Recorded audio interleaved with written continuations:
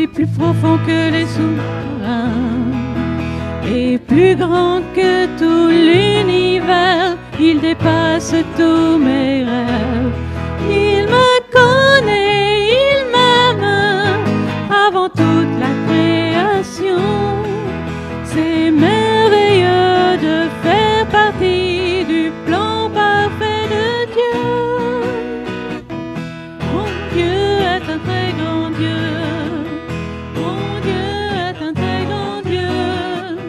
Mon Dieu est un très grand Dieu. Et il me tient dans ses mains. Mon Dieu est un très grand Dieu.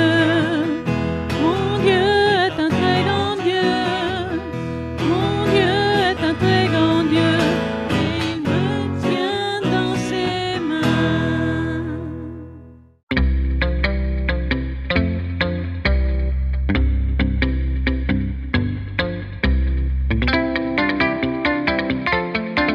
Jésus a beaucoup d'amis. Pierre, Jacques, Jean, André, Barthélemy, Judas aussi. Mais il y a une famille qu'il aime particulièrement, c'est la famille de Marthe, Marie et Lazare. Mais qu'est-ce qu'il a, Lazare? Tu te sens pas bien, Lazare? T'es malade? Qu'est-ce qui se passe? Eh ben oui, Lazare est vraiment malade. Il part se coucher. Oh ben ça fait rien, on va demander à Jésus de venir le guérir parce que Jésus il a déjà guéri des aveugles, des muets, des boiteux. Il va venir guérir Lazare. Mais Jésus est parti en voyage. Alors Marthe et Marie appellent un voisin et lui disent « Écoute, tu vas partir à la recherche de Jésus et tu vas lui dire que son ami Lazare est malade. » Et le voisin part. Il a marché de nombreuses heures, peut-être même un jour ou deux, jusqu'à ce qu'il rencontre Jésus. Jésus, c'est Marthe et Marie qui m'envoient. Ton ami Lazare est malade. Alors Jésus dit, oui, mais c'est pas une maladie qui mène à la mort. C'est bien, c'est juste une maladie qui va montrer comment Dieu est puissant. Et Jésus reste là, encore 2 jours. Au bout de 2 jours, il dit à ses amis, « Bien, maintenant nous allons aller réveiller Lazare. » « Oh, ben s'il dort, il va être guéri. » « Non, Lazare est mort. Et on va y aller. » Quand Jésus arrive dans le village de Béthanie, il y a une foule de gens qui sont venus consoler Marthe, consoler Marie, parce que Lazare est mort depuis au moins 4 jours déjà. Alors Marthe se précipite hors de la maison à la rencontre de Jésus. Elle lui dit, Jésus, pourquoi t'étais pas là? Pourquoi t'étais pas là pour guérir Lazare? Maintenant il est mort. Alors Jésus lui dit, mais Marthe, tu crois en moi? Oui, je sais bien que à la fin des temps, tous les morts vont revivre, mais c'est aujourd'hui que Lazare est mort. Écoute Marthe, je suis la vie. Est-ce que tu me crois? Alors Marthe appelle sa sœur Marie et elle lui dit, viens, il y a Jésus qui est arrivé. Et Marie, c'est la même chose, elle dit à Jésus, mais pourquoi t'étais pas là? Pourquoi t'étais pas là?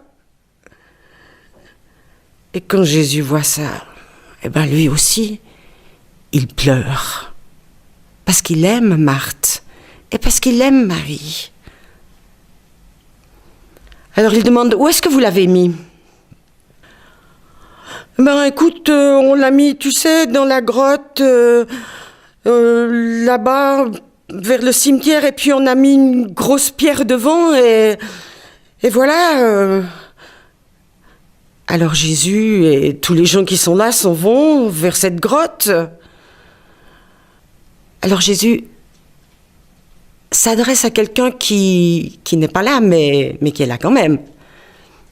Et il dit, Dieu, mon Père, je sais que tu me réponds toujours.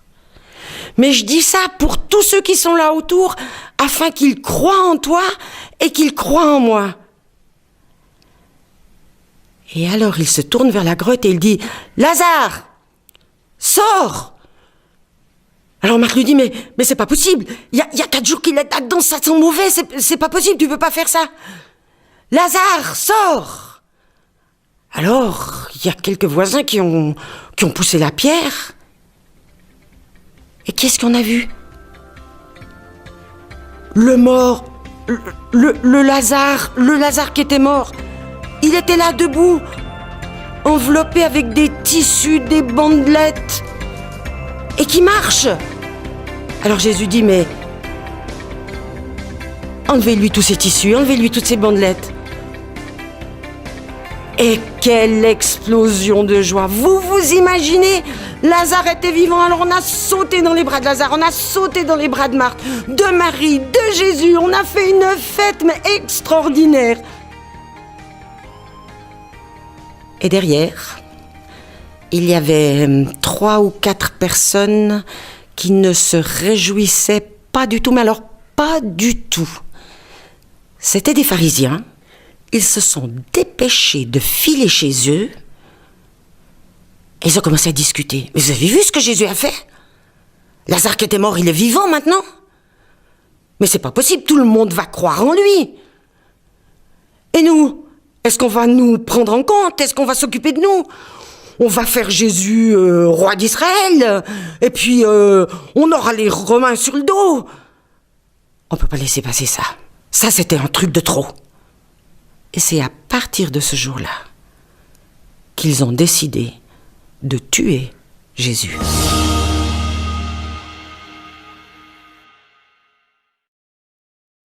Tu peux relire cette histoire de la mort et de la résurrection de Lazare, qui était un ami de Jésus, dans Jean chapitre 11. Connais-tu d'autres histoires dans les évangiles où Jésus ressuscite des morts? Tu peux demander l'aide de tes parents, et pour les plus grands, je vous invite à élargir votre recherche à l'ensemble de la Bible. Un indice. Il y a dans toute la Bible un tout petit peu moins de résurrection que le nombre des doigts de ta main. Tu pourras relire toutes ces histoires car elles sont incroyables et révèlent la grandeur et la puissance de Dieu.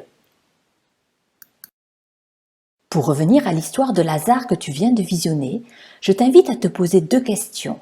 La première est la suivante. Qu'est-ce que j'apprends sur Jésus ou sur Dieu? Et tu peux te la poser à chaque fois que tu lis ou écoutes une histoire de la Bible. Jésus pleure. Sais-tu que c'est le verset le plus court de la Bible? Juste un sujet et un verbe, mais qui nous montre combien Jésus partage les émotions de ses 2 amis. À un autre moment, il nous est dit qu'il est bouleversé par leur douleur. Oui, Jésus comprend ce que nous vivons et partage nos émotions. On voit aussi que Jésus n'agit pas et n'intervient pas toujours comme on l'imagine et au moment où on le souhaiterait. Lorsque Marthe et Marie envoient un message à Jésus pour qu'il vienne guérir leur frère malade, Jésus n'arrive pas en courant pour répondre à leur demande. Il attend encore 2 jours.